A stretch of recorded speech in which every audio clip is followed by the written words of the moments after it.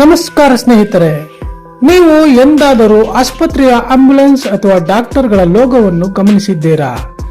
ಅಲ್ಲಿ ಒಂದು ಕೋಲಿಗೆ ಸುತ್ತಕೊಂಡಿರುವ ಹಾವಿನ ಚಿತ್ರ ಇರುತ್ತದೆ. ಇದು ಕೇವಲ ಒಂದು ಲೋಗೋ ಅಲ್ಲ, ಇದರ ಹಿಂದೆ ದೊಡ್ಡ ಇತಿಹಾಸವೇ ಇದೆ. ಇದು ಕೇವಲ ಕಲ್ಪನೆಯ ಚಿತ್ರವಲ್ಲ, ನೈಜವಾಗಿ ಅಸ್ತಿತ್ವದಲ್ಲಿರುವ ಹಾವಿನ ಪ್ರತಿರೂಪ. ಆ ಹಾವಿನ ಹೆಸರೇ ಆಸ್ಕಲೋಪಿಯನ್ ಸ್ನೇಕ್. ಇದು ಯುರೋಪ್ನ ಕಾಡುಗಳಲ್ಲಿ ಕಂಡುಬರುವ ಒಂದು ವಿಶೇಷ ಹಾವು. ಪ್ರಾಚೀನ ಗ್ರೀಸ್ನಲ್ಲಿ ಈ ಹಾವನ್ನು ದೈವಿಕವಾಗಿ ನೋಡಲಾಗುತ್ತಿತ್ತು. ಇಂದಿಗೂ ವೈದ್ಯಕೀಯ ಕ್ಷೇತ್ರದಲ್ಲಿ ಇದನ್ನು ಗೌರವದಿಂದ ಕಾಣಲಾಗುತ್ತದೆ. ಇಂದಿನ ವಿಡಿಯೋದಲ್ಲಿ ಈ ಹಾವಿನ ನಿಗೂಢ ಪ್ರಪಂಚವನ್ನು ನೋಡೋಣ. ಇದು ಕೇವಲ ಹಾವು ಮಾತ್ರವಲ್ಲ, ಗುಣಪಡಿಸುವಿಕೆಯ ಸಂಕೇತವೂ ಹೌದು. ಹಾಗಾದರೆ ಈ ಹಾವು ಯಾಕೆ ಇಷ್ಟು ಮುಖ್ಯ? ಇದರ ವಿಶೇಷತೆಗಳೇನು? ಇದು ನಿಜವಾಗಿಯೂ ಮನುಷ್ಯರಿಗೆ ಹಾನಿಕಾರಕವೇ? ಇವೆಲ್ಲದಕ್ಕೂ ಉತ್ತರ ಇಲ್ಲಿದೆ. ಬನ್ನಿ ಇತಿಹಾಸದ ಪುಟಗಳನ್ನು ತಿರುವಿ ಹಾಕುತ್ತಾ ಈ ಹಾವಿನ ಬಗ್ಗೆ ತಿಳಿಯೋಣ. ಗ್ರೀಕ್ ಪುರಾಣದ ಪ್ರಕಾರ ಅಸ್ಕಲೇಪಿಯಸ್ ಎಂಬುವವರು ವೈದ್ಯಕೀಯ ದೇವತೆ. ಅಸ್ಕಲೇಪಿಯಸ್ ತನ್ನ ಕೈಯಲ್ಲಿ ಒಂದು ಕೋಲನ್ನು ಹಿಡಿದಿರುತ್ತಾರೆ. ಆ ಕೋಲಿಗೆ ಸುತ್ತಿಕೊಂಡಿರುವ ಹಾವನ್ನೇ ನಾವು ಇಂದಿನ ವೈದ್ಯಕೀಯ ಚಿಹ್ನೆಯಲ್ಲಿ ಕಾಣುತ್ತೇವೆ. ಇದಕ್ಕೆ ರಾಡ್ ಆಫ್ ಅಸ್ಕಲೇಪಿಯಸ್ ಎಂದು ಕರೆಯುತ್ತಾರೆ. ಪುರಾತನ ಕಾಲದಲ್ಲಿ ಜನರು ಈ ಹಾವನ್ನು ದೇವಸ್ಥಾನಗಳಲ್ಲಿ ಸಾಕುತ್ತಿದ್ದರು. ಆ ದೇವಾಲಯಗಳಿಗೆ ರೋಗಿಗಳು ಗುಣವಾಗಲು ಬರುತ್ತಿದ್ದರು.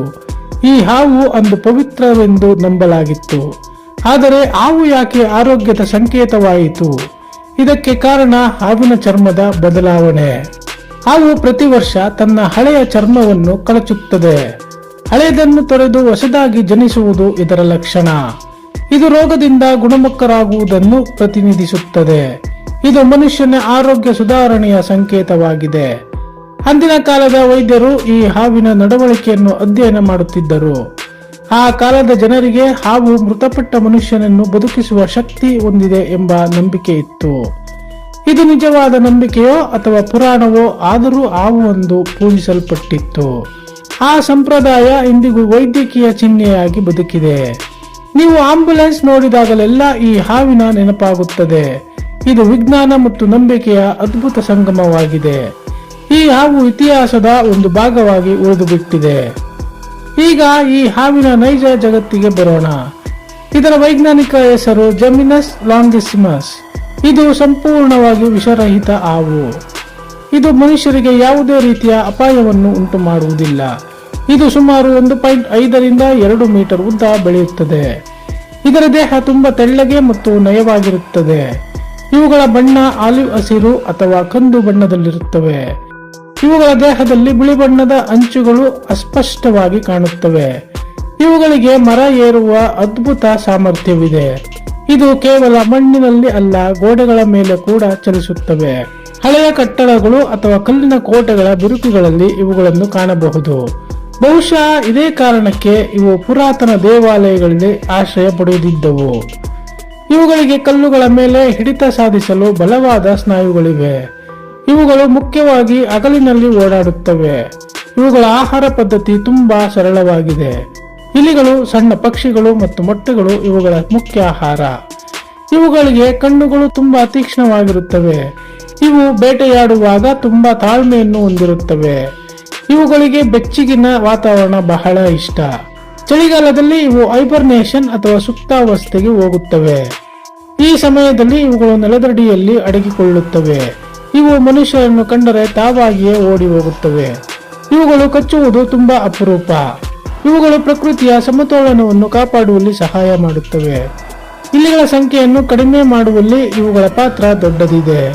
ಇಂದಿನ ದಿನಗಳಲ್ಲಿ ಈ ಹಾವನ್ನು ರಕ್ಷಿಸುವುದು ಮುಖ್ಯವಾಗಿದೆ. ಮನುಷ್ಯನ ಅಭಿವೃದ್ಧಿಯಿಂದ ಇವುಗಳ ಆವಾಸ ಸ್ಥಾನ ನಾಶವಾಗುತ್ತಿದೆ. ಇವುಗಳಿಗೆ ಹಾನಿ ಮಾಡದೆಯೇ ನಾವು ಗೌರವಿಸಬೇಕು. ಹಾವು ಎಂದಾಕ್ಷಣ ಎಲ್ಲರೂ ಭಯಪಡುತ್ತಾರೆ. ಆದರೆ ಆಸ್ಕಲೋಪಿಯನ್ ಹಾವು ಆ ಭಯವನ್ನು ಹೋಗಲಾಡಿಸುವ ಹಾವಾಗಿದೆ. ಇದು ನಮಗೆ ಪ್ರಕೃತಿಯ ವೈವಿಧ್ಯತೆಯನ್ನು ತೋರಿಸುತ್ತದೆ. ಪ್ರತಿಯೊಂದು ಜೀವಿಯು ಪ್ರಕೃತಿಯಲ್ಲಿ ತನ್ನದೇ ಆದ ಸ್ಥಾನವನ್ನು ಹೊಂದಿದೆ.